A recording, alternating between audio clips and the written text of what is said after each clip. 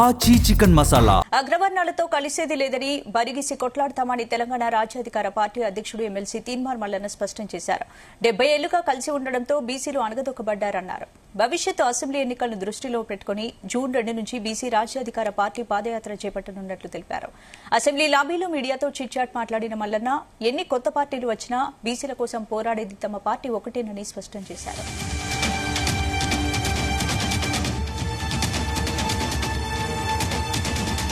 సంబంధించి పూర్తి అప్డేట్స్ మా బ్యూరో చీఫ్ నరేందర్ అందిస్తారు. నరేందర్, తీన్మార్ మల్లన్న కాంగ్రెస్ ఎమ్మెల్సీగా ఉన్నప్పటికీ ఆయన కొంతకాలంగా కాంగ్రెస్ పార్టీకి దూరమై దాని తర్వాత తెలంగాణ రాజ్యాధికార పార్టీని ఏర్పాటు చేసి దాని తర్వాత బీసీల హక్కుల కోసం బీసీల అంశాలపై వరుసగా మాట్లాడుతున్నటువంటి తీన్మార్ మల్లన్న మండలి సమావేశాలకు కార్యక్రమంలో భాగంగా వరుసగా ఇక్కడికి అసెంబ్లీ ప్రాంగణానికి వస్తున్నారు. ఈ రోజు మండలి లేకపోయినప్పటికీ కూడా బట్టి విక్రమార్కతో పాటు పలువురు మంత్రులను వివిధ అంశాల మీద మాట్లాడేందుకు అసెంబ్లీకి వచ్చారు. అసెంబ్లీలో బట్టి విక్రమార్కను కలిసిన తర్వాత అక్కడ కూడా చాలా అంశాలు కూడా మీడియాతో షేర్ చేసుకున్నటువంటి పరిస్థితి కూడా ఉంది. బీసీలకు సంబంధించినటువంటి బిల్లులు ఒక్కటి కూడా ఇవ్వట్లేదు. బీసీ కాంట్రాక్టర్లందరూ కూడా దివాలా తీసే పరిస్థితి వచ్చింది. వాళ్ళ సమస్యల్ని చెప్పేందుకు వచ్చానని చెప్తున్నారు. అయితే అదే సమయంలో ఇక్కడ పలు అంశాలు వచ్చారు. ఆయనే ఒక ఇంపార్టెంట్ అంశాన్ని చెప్పారు. ఎందుకంటే పార్టీ పెట్టిన తర్వాత ఆయన మొదటిసారిగా ఆయన పాదయాత్రను పెద్ద ఎత్తున రాష్ట్ర వ్యాప్తంగా తిరగాలన్నటువంటి ఆలోచన చేస్తున్నట్టుగా కూడా ఆయన చెప్పారు.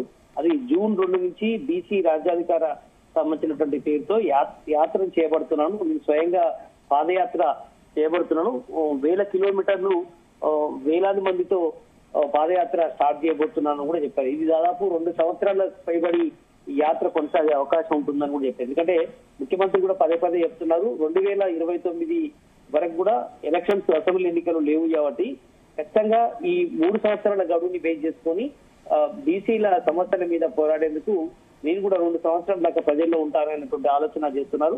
అందుకని జూన్ 2, 2026 నుంచి దాదాపు 2028 దాకా 2.5 సంవత్సరాల పాటు పూర్తిగా జనాల్లోనే ఉండాలి. ముందుగా ఇక్కడ ఉమ్మడి మహబూబ్ నగర్ జిల్లా, ఖమ్మం, వరంగల్ జిల్లాలో మొదటి ఫేజ్ లో పాదయాత్ర చేయాలన్నటువంటి ఆలోచన ఉంది. అది హైదరాబాద్ లో నుంచి పాదయాత్ర స్టార్ట్ అవుతుంది. వరంగల్ లో ఎండ్ చేయాలి. మొదటి ఫేజ్ లో వరంగల్ భారీ బహిరంగ సభ నిర్వహించాలి అన్నటువంటి ఆలోచన ఆయన చెప్పారు. పాదయాత్ర చివరిలో వరంగల్ బహిరంగ సభ పెట్టడం, దాని తర్వాత కొంత గ్యాప్ ఇవ్వడం, మళ్ళీ 3-4 నెలలు గ్యాప్ ఇవ్వడం, మళ్ళీ సెకండ్ ఫేజ్ స్టార్ట్ చేయడం, తర్వాత థర్డ్ ఫేజ్, ఫోర్త్ ఫేజ్, ఇట్లా ఎవరి 6 నెలలు కంటిన్యూగా చేయడం, తర్వాత 2-3 నెలలు బ్రేక్ ఇవ్వాలన్నటువంటి ఆలోచన. మొత్తాన్ని అసెంబ్లీ ఎన్నికల నాటికి బీసీల వాయిస్ ని జనాల్లోకి తీసుకెళ్లాలి.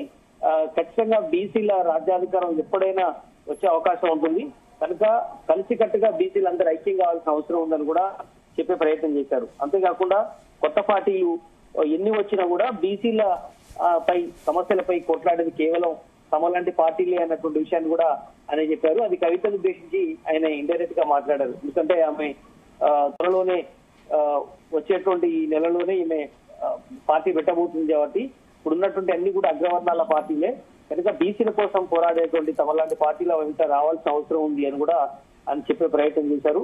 బీసీలు కోసమే మా పార్టీ ఉంది, బీసీలకే టికెట్లు ఇస్తుంది, అక్కడక్కడ ఎస్సీ ఎస్సీల కోసం మేము ఖచ్చితంగా కూడా, ఎందుకంటే వాళ్ళకి రిజర్వ్ చేయబడినటువంటి స్థానాలు పోరు, మిగతా అన్ని చోట్ల కూడా బీసీలే పోటీ చేస్తారన్న విషయాన్ని కూడా ఆయన చెప్పారు. ఎట్టి పరిస్థితుల్లో అగ్రవర్ణాల దగ్గర విషయం లేదు, బరిగీసి కొట్లాడతాం, అగ్రవర్ణాలతో ఇక కలిసేదే లేదు అనేటువంటి విషయం కూడా ఆయన చెప్పే ప్రయత్నం చేశారు. బట్ ఏదైనప్పుడు కూడా దాదాపు ఒక సుదీర్ఘ పాదయాత్ర చేయబోతున్నాను అన్నట్టు విషయాన్ని అయితే మనతో ఆయన షేర్ చేసుకున్నటువంటి పరిస్థితి ఉంది. ఇక మండలి సమావేశాల్లో చివరి రోజు 30వ తేదీ మాత్రమే మండలి సమావేశాలకు హాజరు కాబోతున్నాను. ఇప్పుడు ఈ వాస్తవానికి ఈ పద్ధతులకు సంబంధించినట్టు మొత్తం కూడా అసెంబ్లీ సమావేశాలు ఉంటాయి. మండలి కేవలం ఈ బడ్జెట్ సమావేశాలు చివరి రోజు మాత్రమే ఉంది. అయితే వివిధ అంశాల మీద మాట్లాడేందుకు మంత్రుల కోసం వచ్చానన్న విషయాన్ని కూడా ఆయన చెప్పారు. బట్ మొత్తానికైతే 70 ఏళ్లుగా ఇప్పటిదాకా బీసీలు, ఎస్సీలు, ఎస్టీలు, ముఖ్యంగా ఓసీలు పాలించినటువంటి రాజ్యాధికారంలోనే బీసీలందరూ కూడా అడుక్కునేటువంటి పరిస్థితి వచ్చింది.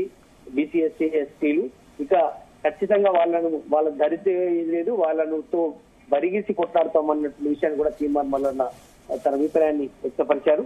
బట్ ఏదైనా కూడా కాంగ్రెస్ తో అనుబంధాన్ని ఆయన పెంచుకున్నారు. దాని తర్వాత ఆయన సొంతంగా పార్టీ పెట్టారు. అంతకంటే ముందు మీడియా ఆర్గనైజేషన్ ద్వారా పెద్ద ఎత్తున ఆయన జనాలకు వెళ్లారు. ఆయన ఎమ్మెల్సీ 3 సార్లు ఫైట్ చేసి చివరికి ఎమ్మెల్సీ కాగలిగారు. దాని తర్వాత ఆయన ఇప్పుడు ఏకంగా కాంగ్రెస్ ప్రభుత్వం మీద ఎక్కుపెట్టి ఘాటుగానే వ్యాఖ్యలు చేస్తున్నటువంటి పరిస్థితి కూడా మనం చూస్తున్నాం. రేవంత్ రెడ్డి మీద కూడా ఆయన ఘాటుగానే ఆరోపిస్తూ వచ్చారు. బట్ అంతిమంగా మాత్రం ఆయన పార్టీని స్థాపించారు కాబట్టి ఆయన అంతిమంగా జనాల్లోకి వెళ్ళాలి. ఇక ఈ సభలు సమావేశాలు అనుకోకుండా పూర్తి స్థాయిలో జనాల్లోకి వెళ్తేనే ఖచ్చితంగా భవిష్యత్తు ఉంటుందనే విషయాన్ని ఆయన చెప్పుకున్నారు. కనుక పాదయాత్ర చేస్తూ వచ్చేటువంటి ఈ 2-3 నెలల తర్వాత ఆయన పాదయాత్రకు అనుగుణంగా మ్యాప్ అంతా డిజైనింగ్ అంతా చేసుకున్నటువంటి పరిస్థితి ఉంది. బట్ మొత్తం కూడా ఆధారితంగా మొత్తం కూడా ఆయన రూట్ మ్యాప్ ని ప్లాన్ చేస్తున్నట్టుగా కూడా ఆయన అభిప్రాయాన్ని వ్యక్తపరిచారు. Right, thank you.